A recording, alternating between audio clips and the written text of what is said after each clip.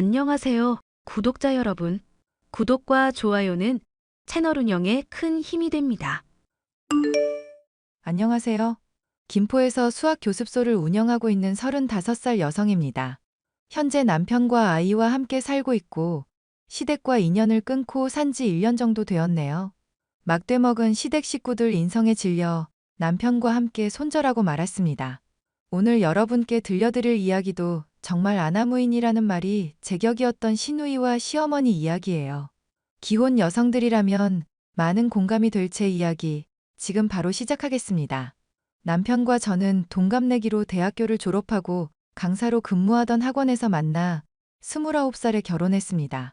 자랑은 아니지만 친정이 목동에서 유명한 학원을 운영 중인데 지점만 서울과 경기권에 10개가 넘어요. 부모님도 학교 교사 출신인데 그만두시고 학원을 세우셨고 유명해지면서 친정은 경제적으로 부유해졌습니다.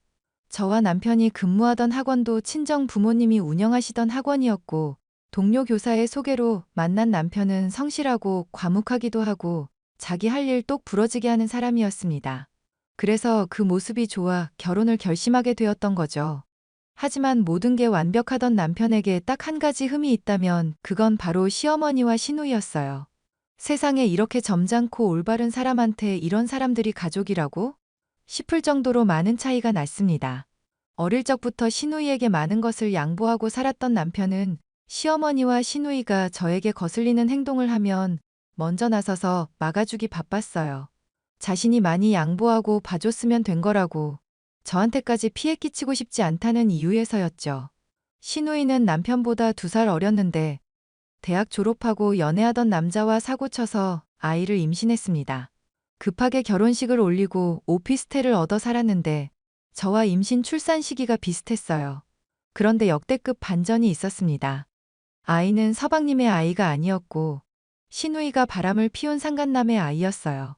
이 사실을 안 서방님은 시누이와 이혼을 했고 시누이는 위자료 한 푼 받지 못하고 쫓겨나고 만 거였죠. 저는 안타까운 마음에 남편과 대화를 나누었습니다.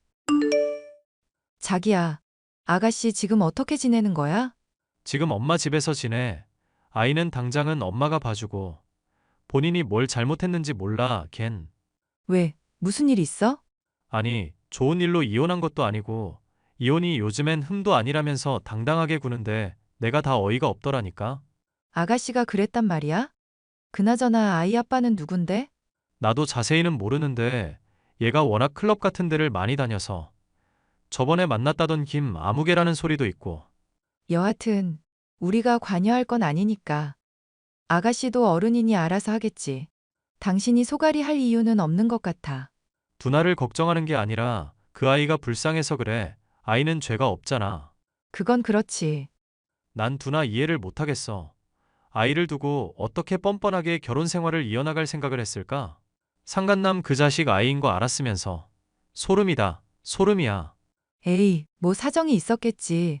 우리는 우리만 신경 쓰자. 당신 너무 깊게 생각하지 마. 그러다 두통 또 도진다.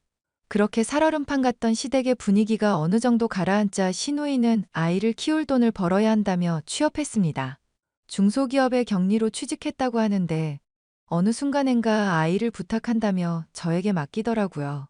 시어머니가 아이를 돌봐주고 계셨지만 노후 자금을 마련한다며 건물 청소와 입주 청소 일을 시작하셨어요. 저는 한두 번 정도야 아이를 맡아주었는데 그게 계속되니 제가 쌍둥이를 키우는 것도 아니고 여간 힘든 게 아니더라고요. 남편이 세미나라도 갈 때면 저 혼자 독박 육아를 해야 했던 건 물론이고요. 저는 답답한 마음에 남편에게 신세 한탄을 하게 되었습니다. 그날도 아이 둘을 다 재우고 밤 11시가 넘은 시간에야 저녁을 먹게 되었습니다. 오늘 당직인데 안 피곤해? 피곤하지. 그래도 아까 잠깐 눈 붙였어. 요즘 고등학생들 밤새워서 공부한다고 난리도 아니네. 특별반 맡으면서 더 힘들어. 많이 힘들지? 그나저나 아가씨는 요즘 일이 많이 바쁜가 봐? 왜? 무슨 일 있어? 아니, 아이를 오늘도 안 데려갔어. 연락도 안 되고 해서 일단은 규진이랑 같이 재웠지. 오늘도? 그럴 리가 없는데. 아까 회사 일찍 끝나고 엄마랑 어디 간다고 했던 것 같은데. 그래? 뭔 일이 있나 보네. 미안해. 결혼해서 괜히 고생만 시키는 것 같네. 아니야, 뭐가 미안해. 아가씨가 사정이 있어서 그런 걸 뭐. 집에 있는 게 나밖에 없으니 내가 돌봐주는 게 당연한 거야. 너무 걱정하지 마. 요즘 애들 시험 기간이라 육아 못 도와줘서 미안해. 시험 기간 끝나면 맛있는 거 먹자. 그리고 정 안 되면 베이비시터 고용하자. 요즘 나라에서도 운영하는 곳 많더라. 내가 알아볼까? 당장 결정할 건 아니고 아가씨도 어떻게 될지 모르니까 일단 지켜보고. 알겠어. 당신 생각이 그렇다면 어쩔 수 없지 뭐. 아휴, 이게 뭔 고생인지. 그러게, 나도 쓸데없는 걱정하기 싫다. 매번 참아줘서 고마워. 내가 다 미안해. 저는 밤낮 없이 일하는 남편에게 제 속 깊은 이야기를 다 하지 못하겠더라고요. 답답한 마음에 친정에도 이야기했는데 마음고생하지 말고 하고 싶은 대로 하라고 조언해 주시더라고요. 저는 엄마의 추천으로 마음 맞는 베이비시터를 고용해 아이를 돌보기 시작했어요. 그런데 이때다 싶었는지 하루, 이틀 짧게 아이를 맡기던 시누이가 아이의 아이를 전담해달라 하더라고요. 베이비시터도 있고 저도 있고 하니까 더 편하지 않겠냐면서 말이죠. 정말 뻔뻔하기 그지없었지만 남편에게 짐을 짊어주기 싫었고 시누이도 한두 달만 있으면 어린이집 보내겠다길래 알겠다고 했습니다. 출근해야 하는 아침부터 밤늦게까지 아이를 돌봐줘야 했고 간식이며 밥이며 수시로 갖다 바쳐야 하는데 여간 힘든 게 아니었습니다. 위에서 언급했듯이 쌍둥이를 키운다고 해도 과언이 아니었고 베이비시터가 있음에도 불구하고 점점 지쳐가더라고요. 오죽하면 스트레스 받아서 탈모까지 생길 지경이었다니까요. 그러다 3주 정도 지난 시점에 모처럼 조기 퇴근한 시누이가 저희 집에 왔습니다. 아이 봐줘서 고맙다며 웬일로 봉투에 20만 원 담아서 건네주며 아이 데리고 시댁으로 가더라고요. 오래간만에 정신 좀 차렸나. 미안한 건 아나 싶어서 뿌듯해하려는데 얼마 지나지 않아 시어머니와 시누이가 폭풍 문자를 해대기 시작했습니다. 얘, 너 나랑 대화 좀 하자.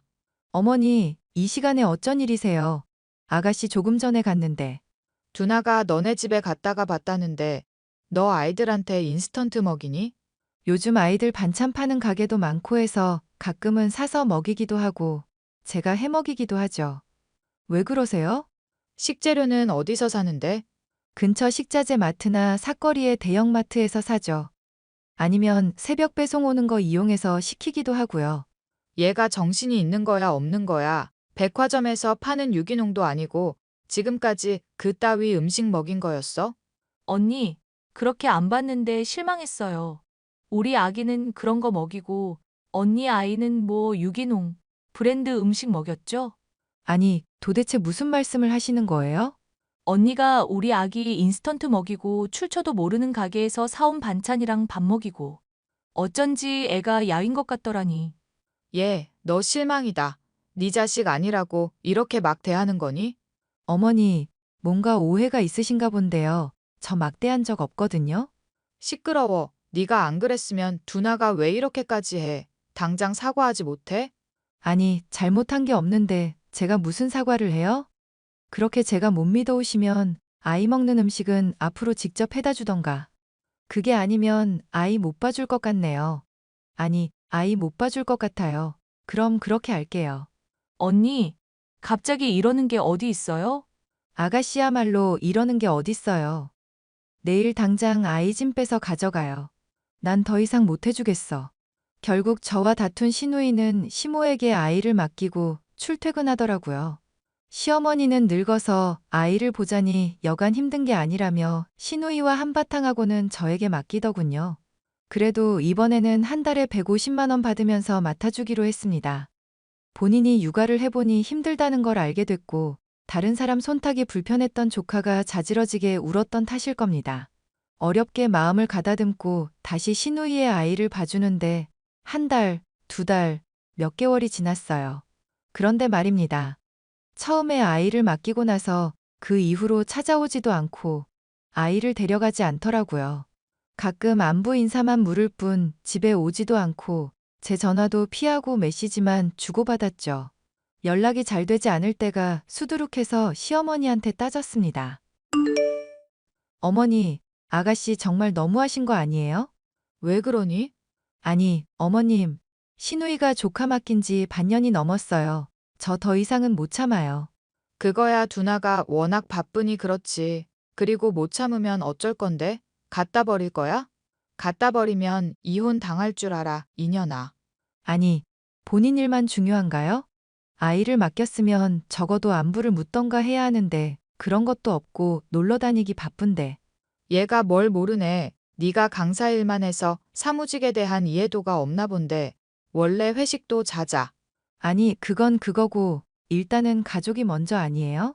네가 편해서 그런가 보지. 짜증나게 하지 말고 투정 부리려거든. 네 남편한테나 해. 정말 너무하시네요. 돈을 받고 봐준다지만 제대로 주시는 것도 아니고 맨날 사사건건 트집 잡으면 저한테 맡기지 마시고 어머니나 아가씨가 직접 돌보라고요. 뭐? 이년이 너 시어머니한테 소리 지르라고 너희 친정에서 가르치던? 이 버르장 머리 없는 년. 아니, 어머님 생각을 해보세요. 제 아이도 힘든데 제가 왜 다른 아이를 도맡아줘야 해요? 가족이잖니. 그 정도도 못 해줘? 그리고 집에서 놀고 먹는 애가 너 혼잔데 누구한테 부탁하라는 거야? 놀고 먹어요? 저 그동안 많이 참았어요. 앞으로 아이는 아가씨랑 어머님이 알아서 하세요. 뭐? 너 왜 그래? 왜 그러긴요. 자기 아이 키우라는 게 잘못인가요? 저는 제 아이만 챙길 테니 어머님은 아가씨한테 잘 이야기해 보세요. 뭐? 야, 너 정말 이럴 거야? 어떻게 가족한테 이럴 수 있어? 이 못 되쳐먹은 년 같으니라고. 저는 기막힌 상황에 얼굴 표정 관리도 안 되고 화를 참기 어렵더라고요. 혼자 화장실 가서 소리 한번 꽥 지르고 남편에게 전화했습니다. 한바탕 다 털어내고 이런 식으로 살 수 없다며 아이를 데리고 친정으로 가버렸습니다. 그 상황에서 가만히 열을 식혀도 모자란데 시어머니가 저에게 연락해 염장질을 한 거 있죠? 얘, 너 친정 갔다며? 네 발로 기어나간 거나 다름없다. 이혼하고 싶으면 해. 단 위자료나 양육비는 없다? 그딴 돈 필요 없어요. 제가 돈 때문에 이러는 거 같으세요? 아니, 아무튼 너 이대로 이혼하면 모든 건 다 끝이다. 돈까지 받아가면서 아이 봐주는데 너는 왜 이런 거 하나 못하니? 어머니, 제가 못하는 게 아니라 어머님 딸 아가씨가 능력이 없는 거예요. 아시겠어요? 150만 원이 적은 돈은 아닐 텐데. 넌 뭐가 그렇게 당당해? 어머니, 요즘 시세를 잘 모르시나 본데 150이면 요즘 베이비시터 2주 일한 값이에요. 웃기는 소리 하지 마라. 가족 간에 그냥 해줄 수도 있는 일을 네가 하도 투덜거려서 돈으로 보내는 거잖니. 자기 자식은 자기가 키워야지 허구한 날 늦게 온다면서 술 처마시고 남자나 만나러 다니고 제가 모를 줄 알았어요? 뭐? 우리 딸 모욕하지 마. 이런 경우 없는 년을 봤나. 당장 두성이랑 이혼해. 내가 이혼하라고 하면 못할 줄 알아요? 내일이라도 당장 이혼할 테니까 알아서 잘 사세요. 야, 너 정말 그럴 거야? 이 CM이 말이 안 들려? 제발 정신 좀 차리세요. 아가씨도 그렇고 어머니도 그렇고 적어도 남한테 피해는 주지 말아야죠. 그렇게 저는 정말 보란 듯이 시청에 가서 이혼 서류를 가져왔습니다. 남편이 도장만 찍을 수 있게끔 정보 기록 다 해두고 저녁이 되기만을 기다렸죠. 앞으로 살면서 다시는 시누이와 시어머니가 제 근처에 얼씬도 못하게 할 거라며 어찌나 매달리던지요. 각서까지 쓰며 눈물을 흘리는 모습에 아이와 함께 다시 집으로 돌아갈 수밖에 없었습니다. 그렇게 남편은 시누이와 시어머니와 연을 끊어버렸습니다. 하루는 시댁에 갔다 오더니 잔뜩 굳어서 왔길래 무슨 일 있냐고 물었더니 아주 풍비박산을 내고 왔다더군요. 아이는 알아서 키우라고 남편이 단돌이하고 왔고요. 엄마한테 아이 맡기고 왔으니까 연락 와서 아이 봐달라고 하면 그냥 깔끔하게 무시해. 내가 채비해놓고 왔으니까 당신한테 부탁을 하진 않을 거야. 과연 연락을 안 할까? 그나저나 당신만 진땀 뺐네. 내 말이 본인들이 생각 있으면 우리한테 더는 뭐라 못할 거야. 당신 정말 괜찮은 거 맞아? 나야 안 보고 살아도 상관없지만 당신은 언젠가 계속 봐야 할 사이잖아. 그래도 내 가족이 더 중요하지. 그렇게 피해나 주면서 사는 사람들 딱 질색이야. 나도 그래. 그래도 마음이 좀 무겁네. 내가 너무한 건가 싶고. 뭐가 너무해. 당신도 너무 순해 빠졌어. 아무리 엄마랑 내 동생이라지만 아닌 건 아닌 거야. 갑자기 아이 보라고 하면 잘 하실 수 있을까? 그것도 걱정인데. 해야지 뭐. 자기 손주인데 돌봐줘야지. 우리는 뭐 육아 고수였나? 우리가 봐줄 필요는 없는 거지. 이미 다 지나간 일이야. 그냥 당신도 잊고 살아. 그리고 우리 다음 달에 전세 계약 만료야. 벌써 그렇게 됐구나. 집 알아봐야 하는데. 김포로 이사 가는 거 어때? 개발도 많이 되고 아이 키우기에도 좋은 환경이고 그리고 나 학원 그만두고 내가 학원을 차려볼까도 싶고. 그래? 당신 하고 싶은 대로 하자. 그렇게 저희 집 전세 계약이 만료돼서 그 김에 김포로 이사 와버렸습니다. 시누이와 시어머니는 남편에게는 말도 못하면서 저에게 문자나 전화를 끈질기게 해댔습니다. 연락처 차단하고 남편과 저는 휴대폰 번호까지 싹 다 바꿔버렸어요.